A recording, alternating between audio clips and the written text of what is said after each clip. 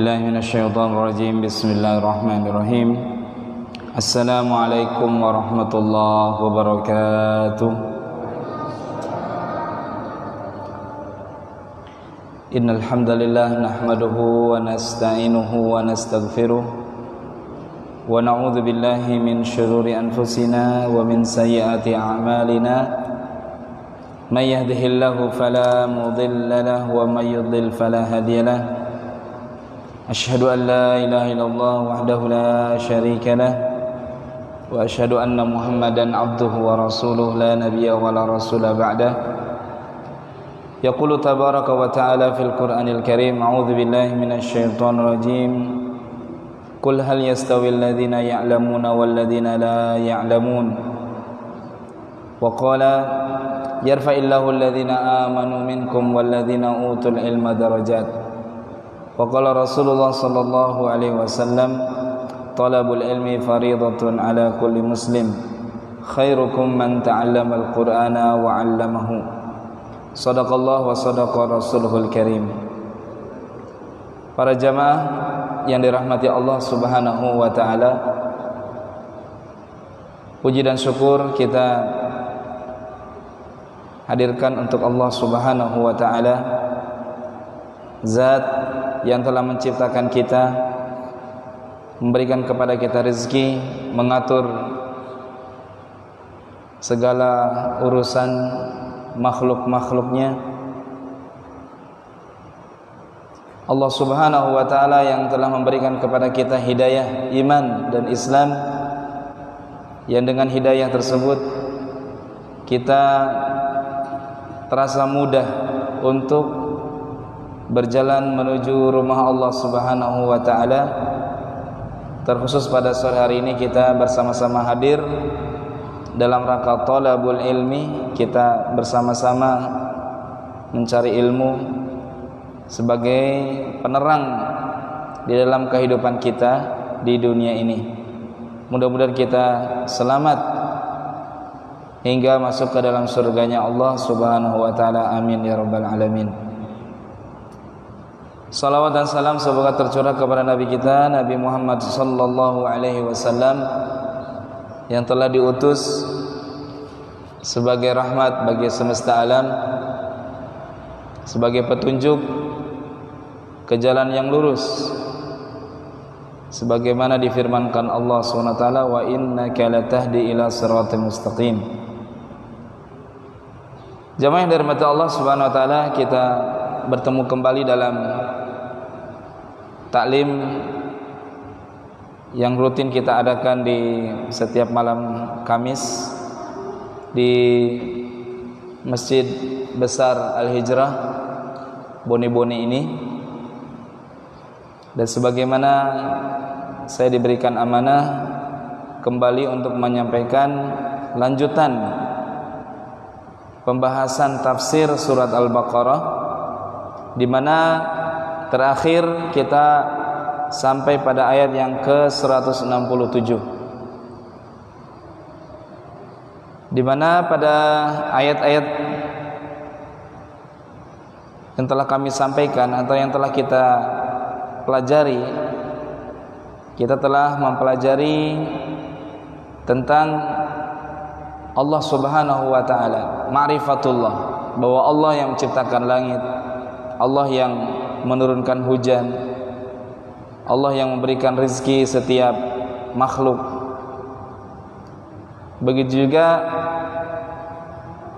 pada pertemuan yang lalu kita sudah membahas tentang keadaan pada hari kiamat, di mana iblis laknatullah alaih itu berlepas diri dari orang-orang yang menyembahnya atau mengikutinya.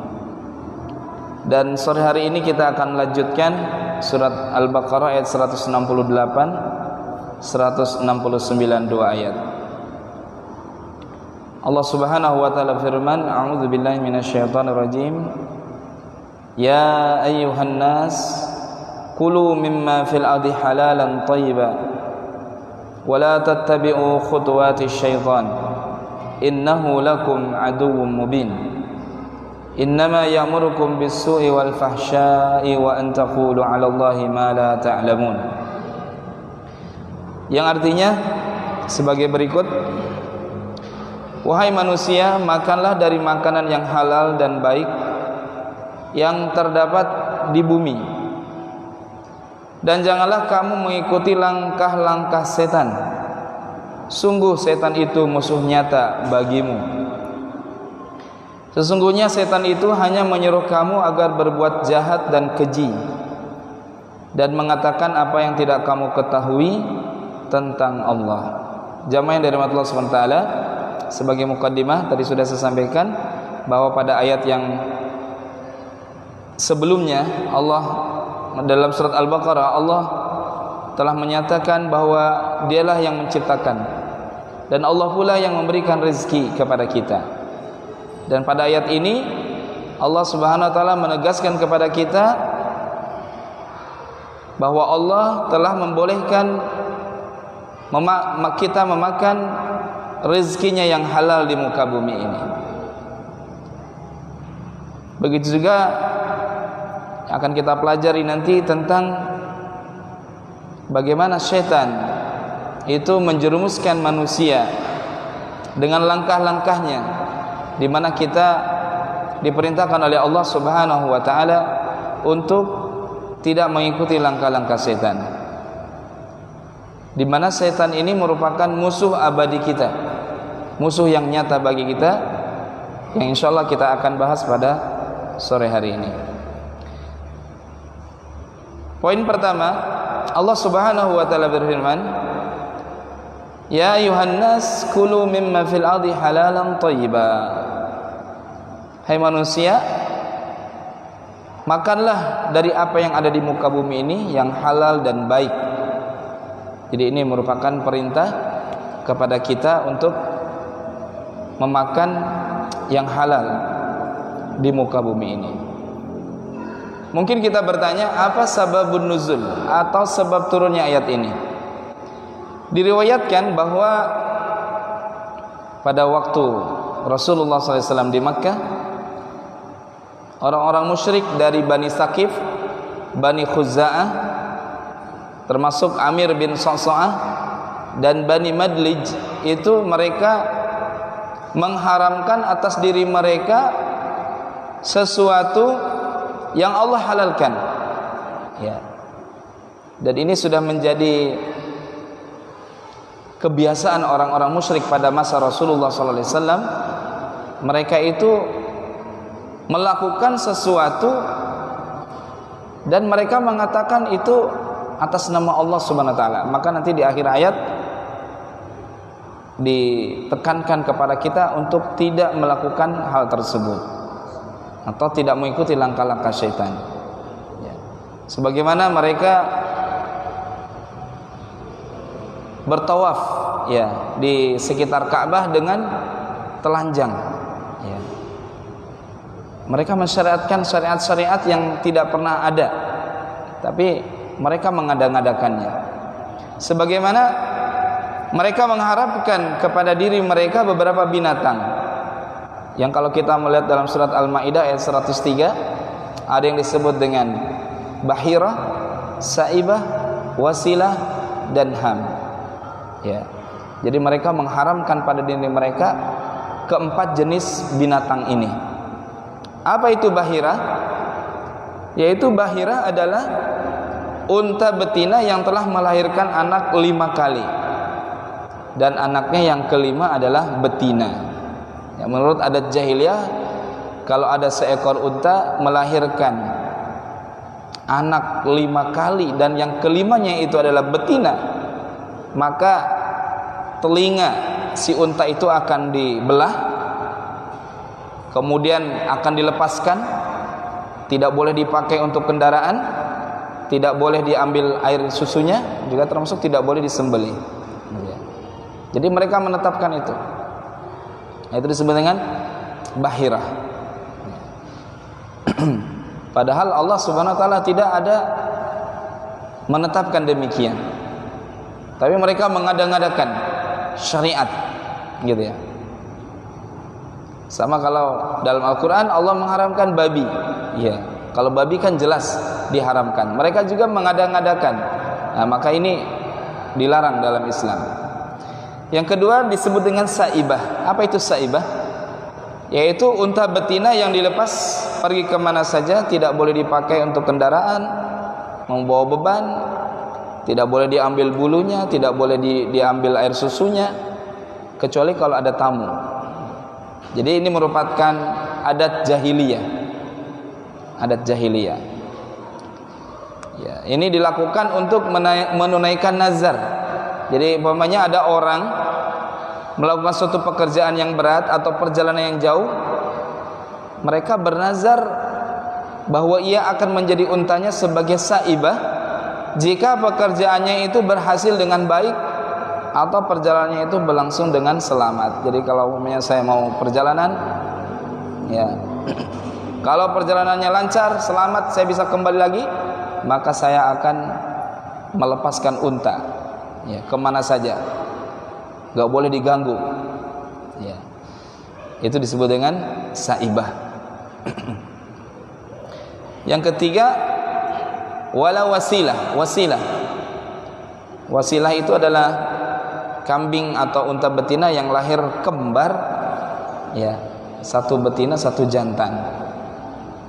Menurut adat jahiliyah, apabila seekor kambing betina melahirkan adat kembar jantan dan betina, dan yang betina mempunyai anak betina lagi, maka anaknya yang betina itu disebut wasilah.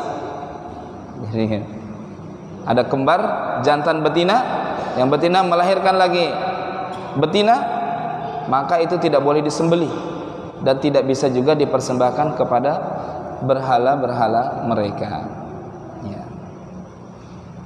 Dan yang keempat disebut dengan ham, ya. Ham ialah unta jantan yang telah berjasa menghamilkan unta betina 10 kali. Menurut adat jahiliyah, unta jantan semacam itu tidak boleh diganggu lagi. Contohnya disembelih, nggak boleh, gitu ya. Atau digunakan untuk maksud apapun, tetapi harus dipelihara dengan baik. Tidak boleh dicegah untuk minum air atau makan rumput dimanapun yang disukainya di mana saja. Nah, ini adalah perkara-perkara yang diada-adakan oleh orang-orang musyrik. Kira-kira zaman sekarang ada nggak, ya, suku tertentu atau kelompok tertentu hal itu halal tapi mereka haramkan? Ya, mungkin ada. Jika ada, maka itu mereka mengikuti jalannya orang musyrik, mengharamkan sesuatu yang dihalalkan oleh Allah Subhanahu wa taala. Entah itu tanaman, ya, atau binatang. Kalau memang itu dihalalkan, tidak boleh kita mengharamkannya, ya. Karena mengharamkan dan menghalalkan itu hak Allah Subhanahu wa taala, ya. Tidak boleh kita ini berlagak seperti Tuhan, ya. Oh, ini halal, ini haram, padahal itu sudah Allah tentukan, ya. Mungkin di negara-negara sekuler, ya, boleh berzina, tapi dengan syarat suka sama suka. Dalam Islam, berzina suka sama suka atau tidak suka, hukumnya haram, gitu ya. Tapi Masya Allah, ya, sekarang kayak dilegalkan, gitu. Miras, kalau sekian persen boleh. Ini yang menciptakan undang-undang itu berlagak seperti Tuhan, gitu ya. Kalau sekian persen boleh, ya, padahal Allah dengan jelas, ya, innamal khamru wal maisiru dan sebagainya itu sudah mengharamkan. Nah, jadi orang-orang musyrik itu mengharamkan sesuatu yang dihalalkan oleh Allah. Maka turun ayat ini, ya ayuhan nas, ya, kulu mimma fil ardi halalan thayyiba, ya, hai manusia, ya, makanlah dari muka bumi ini yang halal dan thayyib, ya. Jamaah yang dirahmati Allah Subhanahu wa taala, ya. Oleh sebab itu ada sebuah hadis dari Iyad bin Hamad, terdapat dalam Sahih Muslim dari Rasulullah sallallahu alaihi wasallam, bahwa Allah Subhanahu wa taala berfirman. Jadi ini disebut dengan hadis qudsi. Ya, hadis qudsi. Inna kulla malin manahtuhu ibadi fahuwa lahum halal. Wa inni khalaqtu ibadi hunafa'a faja'atuhumus syayatin fajtalathum an dinihim wa harramat alaihim ma ahlaltu lahum. Allah Subhanahu wa taala firman, sesungguhnya setiap harta yang aku berikan kepada hamba-hambaku maka bagi mereka itu halal. Artinya yang sudah Allah tetapkan halal ya halal, yang sudah Allah tetapkan haram itu haram. Di mana kita dapatkan halal haram? Di dalam Al-Qur'an dan As-Sunnah. Dalam Al-Qur'an, dalam hadis. Kalau kita mau cari mana yang halal, mana yang haram, ada semua di situ.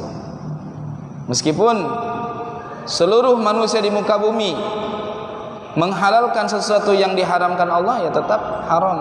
Ya. Namanya haram itu ya qala Allah, qala Rasulullah. Ya, tidak boleh kita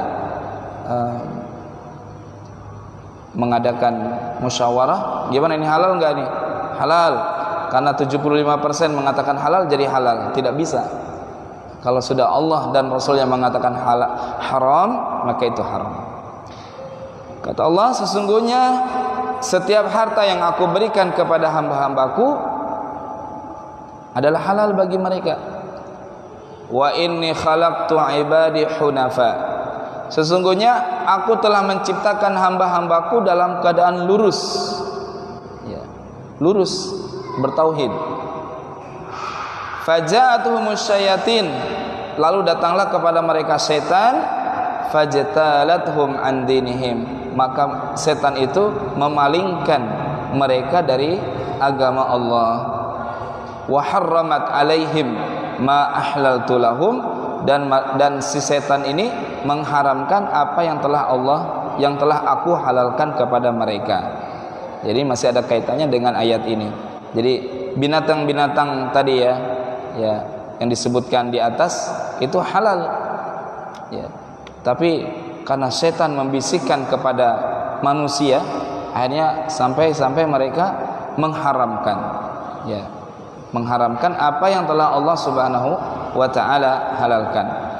Jamaah yang dirahmati Allah Subhanahu wa taala, dalam tafsir Ibnu Katsir disebutkan yang disebut dengan halalan thayyiba ay mustatabun fi nafsihi ghairu darin lil abdan wala lil uqul. Yang namanya halalan thayyiba itu baik pada diri sendiri, tidak membahayakan badan, tidak membahayakan akal. Nah, itu kategori halal, halalan thayyiba.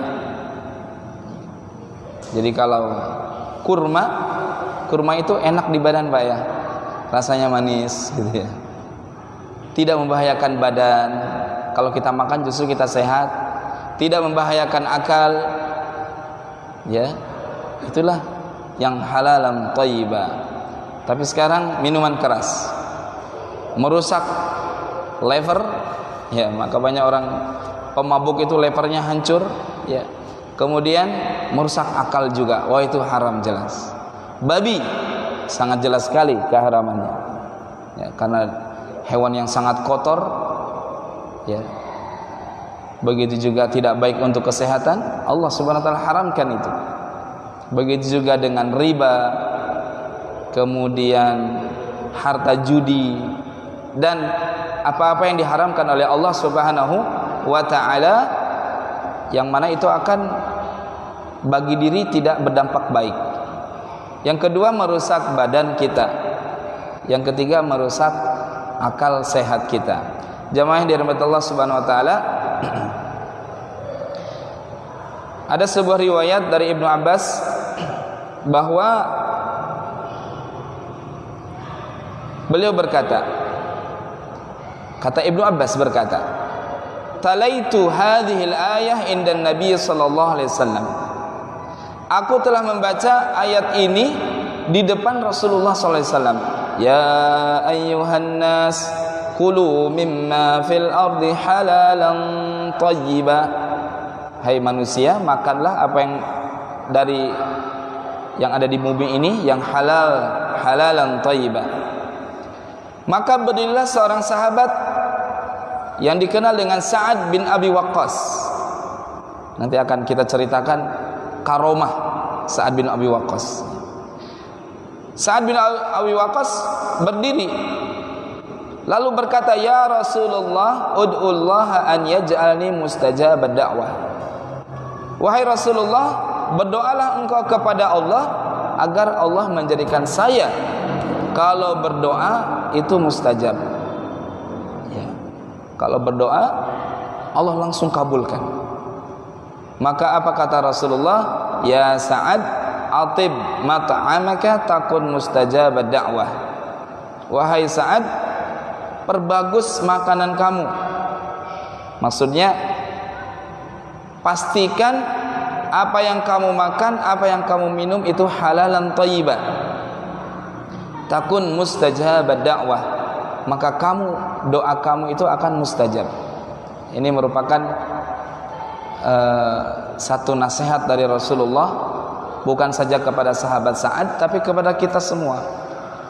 Jangan-jangan kita ini berdoa sudah 20 tahun, 30 tahun berdoa, sholat, tapi karena yang kita makan haram, akhirnya tidak diterima doa-doa kita oleh Allah Subhanahu wa ta'ala. Maka kalau kita ingin doa kita dikabulkan oleh Allah, kita harus yang kita konsum itu ya halalan thayyiban. Ya. Beberapa tahun yang lalu mungkin pernah jamaah ada yang mendengar ceramahnya Ustaz Suma dari Hidayatullah. Ya. Jadi dia menceritakan tentang konspirasi. Jadi orang-orang kafir itu tahu umat Muhammad itu suka berdoa. Maka untuk merusak doa-doa mereka berusaha untuk memproduksi makanan-makanan haram agar dimakan oleh kaum muslimin. Ya, beliau menceritakan tentang obat dari obat saja gitu ya. Di mana beliau menceritakan, ini bukan saya yang cerita, ya termasuk cangkang itu dari gelatin babi umpamanya.